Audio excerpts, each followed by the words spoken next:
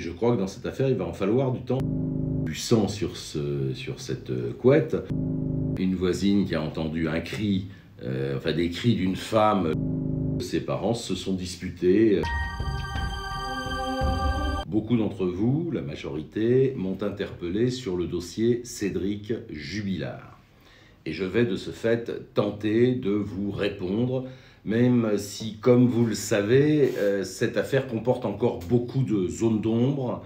Et je vous rappelle que Cédric Jubilard, bien que mis en examen, bénéficie de la présomption d'innocence. Pour Cédric Jubilard, il est en prison, mais sans corps et sans aveu. Que peut-il lui arriver? Et la question se poursuit, je répondrai aux deux. Est-il en détention provisoire ou en détention préventive? Quelle est la différence entre ces deux appellations? La détention provisoire est le terme juridique employé par les magistrats, les avocats et accessoirement les policiers. Donc, détention préventive n'existe pas. La loi parle d'une détention provisoire. Si le dossier reste en l'état, c'est-à-dire assez faible finalement sur le plan de la preuve, il y a de fortes chances qu'à un moment ou à un autre, on le remette dehors. Aujourd'hui, on peut juger un homme, même si on ne retrouve pas le corps, mais il faut un dossier solide. C'est-à-dire qu'il faut de l'ADN, il faut de la vidéo, il faut du témoignage. Or, en l'occurrence, le dossier Jubilard n'est pas ce que j'appellerais un dossier solide. Mais pour l'instant, il n'y a pas grand-chose contre lui. Quand on fait l'addition des charges contre Cédric Jubilard, il y en a 4 en fait, au total. Il y a une voisine qui a entendu un cri, des cris d'une femme le soir de la disparition de Delphine.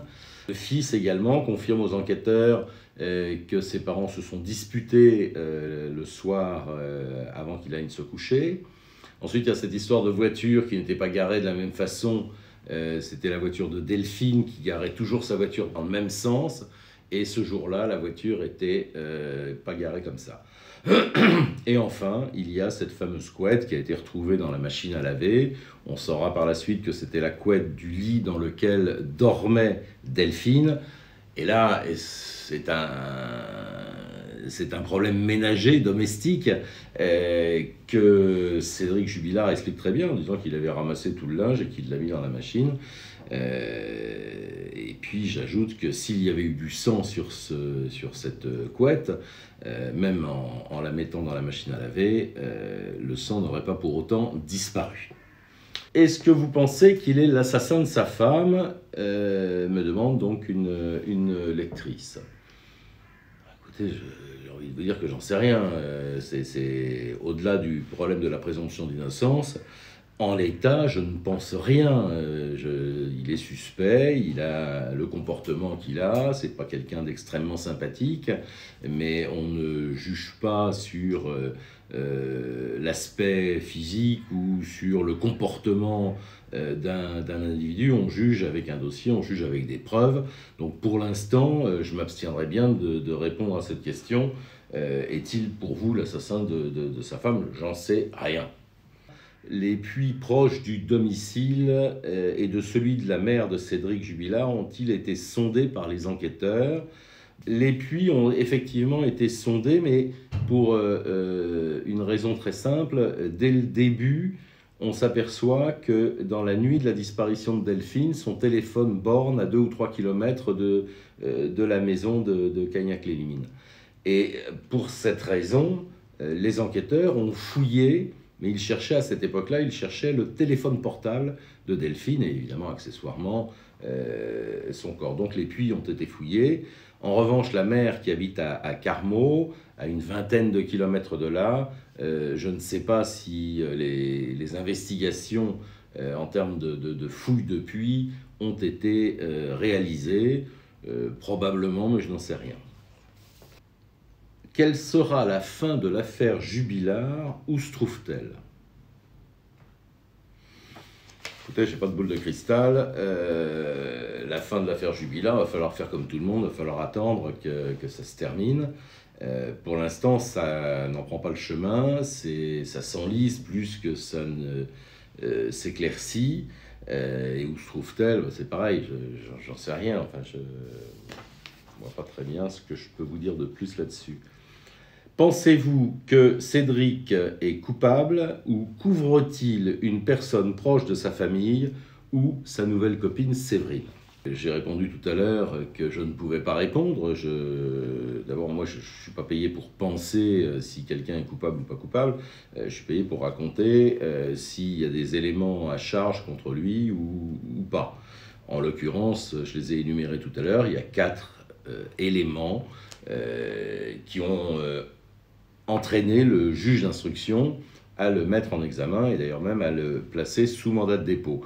Donc, il y a au moins sur cette terre un magistrat qui pense tenir en tout cas le responsable de la disparition de cette jeune femme. Couvre-t-il une personne proche de sa famille? Là encore, je ne sais pas, c'est possible.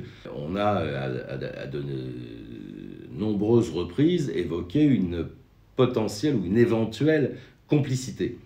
Avec toutes les précautions d'usage, s'il était pour quelque chose dans la disparition de sa femme, il n'est pas impossible qu'il ait bénéficié à ce moment-là d'une complicité. Mais là encore, à ce stade, rien n'est établi. Et on évoque aussi la nouvelle compagne ou la nouvelle copine, Séverine. Alors Séverine, que les choses soient claires, l'histoire elle commence après la disparition de Delphine. Même si Cédric connaissait Séverine avant, puisqu'il se trouve que Séverine en fait est la mère d'un de ses meilleurs copains. Donc ces deux-là se connaissaient depuis longtemps, dans le village d'avant où ils habitaient, je crois, à Carmaux ou quelque chose comme ça, ou à Orthès, enfin peu importe. Ils se connaissaient et c'est à l'occasion des fouilles, à l'occasion des battues qui ont été organisées pour retrouver ou pour tenter de retrouver Delphine, qu'ils se sont rapprochés. Que pensez-vous de cette Séverine qui fait la une des magazines pour essayer de le faire sortir?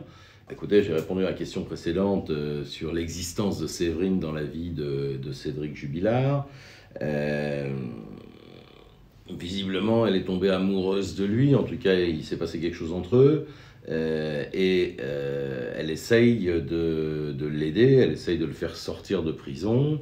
J'ai envie de vous dire que c'est assez naturel de la part d'une femme amoureuse d'essayer de sortir son mec de prison.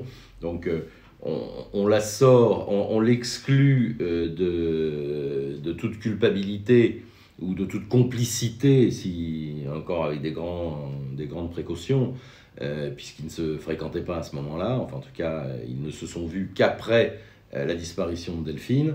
Ils sont tombés amoureux, elle est tombée amoureuse de lui, elle essaye de l'aider à sortir de prison, ça me paraît assez naturel. Que pensez-vous d'un certain Ange Mulot? Rien n'indique dans le dossier qu'Ange Mulot est connu Cédric Jubilard. Ange Mulot, c'est pas un youtubeur, mais un type qui est sur les réseaux sociaux et qui a pris à un moment donné la défense de Cédric Jubilard avec des propos assez appuyés, assez tranchés. Il était très véhément et puis il a changé d'avis. Pour moi, Ange Mulot, pour faire court, c'est un non-événement. C'est un de ces obscurs qui traînent sur les réseaux sociaux, qui s'emparent d'un événement, qui se donne un peu d'importance autour d'une disparition dramatique. Et je ne suis pas sûr que Ange Mulot connaissait ou connaisse même Cédric Jubilard. Et d'après ce que je sais, Cédric Jubilard a coupé les ponts avant d'être arrêté, il avait coupé les ponts avec cet individu. Donc vraiment, je pense que c'est un non-événement. Que pensez-vous si le corps se trouverait dans les diverses mines de charbon qui sont à l'abandon, à Carmaux ou à Arès, à proximité d'un bois ou d'une forêt?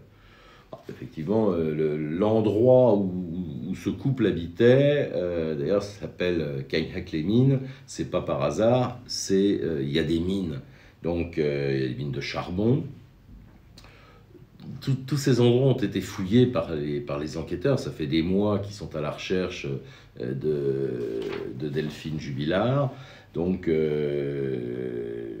oui, elle a pu être emmenée là, j'en sais rien, mais en tout cas, on ne l'a pas retrouvée. Pourquoi faut-il autant de temps pour l'incriminer et le condamner? Écoutez, la justice fonctionne comme elle fonctionne. Il y a des temps, il y a le temps judiciaire et puis il y a le temps médiatique. Pas tout à fait le même. On a tendance, nous, à aller un peu vite et parfois peut-être trop vite d'ailleurs. La justice, elle prend son temps. Elle n'a pas à répondre d'un timing. Ils n'ont pas d'horaire de bouclage, ils n'ont pas ce type de contraintes. Donc la justice prend son temps. Et je crois que dans cette affaire, il va en falloir du temps parce que ce soit pour l'incriminer et encore plus pour le condamner, il va falloir continuer à travailler parce que pour l'instant, on l'incrimine peu et à mon avis, on n'est pas en état de le condamner avec ce que l'on sait, ce que l'on connaît du dossier. Cela va-t-il finir encore une fois en cold case ou vont-ils effectuer des fouilles tout autour de son habitation comme ils l'ont fait pour la petite Estelle? Alors, les fouilles, ils ont déjà effectué. Ils vont continuer probablement à en effectuer, à chercher le corps de cette malheureuse. Mais vous faites la comparaison avec les fouilles d'Estelle Mouzin, pour retrouver le corps d'Estelle Mouzin. Je vous rappelle quand même qu'à l'époque, quand ils ont fait les fouilles dans les Ardennes, ils avaient des informations. C'est-à-dire que Monique Olivier avait désigné un endroit et c'est à partir des explications ou des aveux de Monique Olivier qu'ils ont entamé ces fouilles, sans succès malheureusement. Là, en l'occurrence, on n'a pas d'infos. C'est-à-dire qu'on veut bien fouiller, mais on va fouiller où? Et comme personne, visiblement, n'a révélé quoi que ce soit dans ce dossier, je pense que les fouilles, elles continueront peut-être, mais à partir du moment où ils auront des éléments sérieux pour savoir où chercher et où creuser. Il y a peu d'éléments, me semble-t-il, dans le dossier pour le maintenir longtemps en détention. Effectivement, je pense que le juge d'instruction est un peu sur la corde raide. Il a pris une décision, celle de le mettre en examen, donc de le faire arrêter par les gendarmes, de le mettre en examen et même de l'incarcérer. Ça, c'est l'œuvre du juge d'instruction. Maintenant, on ne peut pas maintenir en détention indéfiniment un individu qui est suspecté, mais contre lequel il n'y a pas grand-chose, voire quasiment rien. Donc, à mon avis, c'est le bras de fer entre la défense et le juge d'instruction, mais il ne pourra pas le garder indéfiniment incarcéré. Et je pense que assez rapidement, il devrait le remettre en liberté s'il n'y a pas d'éléments nouveaux.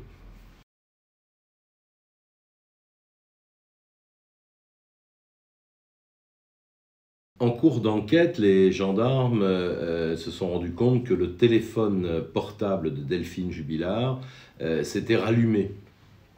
Et il avait borné à plusieurs kilomètres de son domicile.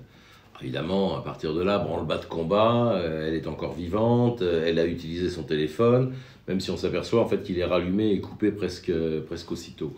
Et en réalité, on se rendra compte plus tard que c'était une manipulation du laboratoire de police technique et scientifique de la gendarmerie qui avait, pour chercher des données dans ce téléphone, allumé, puis ensuite éteint ce téléphone, donc c'était une fausse piste.